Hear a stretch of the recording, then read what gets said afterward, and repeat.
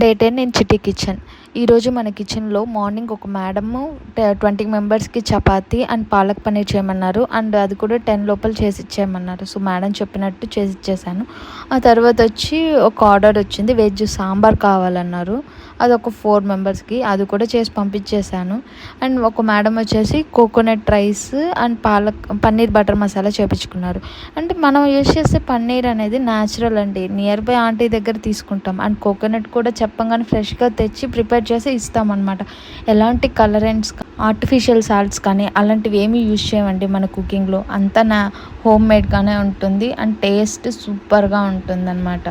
And అలాగే evening కూడా ఒక 6 మెంబర్స్కి చికెన్ దమ్ బిర్యానీ ఆర్డర్ చేసుకున్నారు. అండ్ అలాగే చికెన్ పకోడా కూడా ఆర్డర్ చేసుకున్నారనమాట. టేస్ట్ చేసిన ప్రతి ఒక్కరు సూపర్గా ఉందని చెప్పంగానే ఆ మాటలు నిజంగా నాకు చాలా అంటే చాలా సంతోషంగా ఉంది.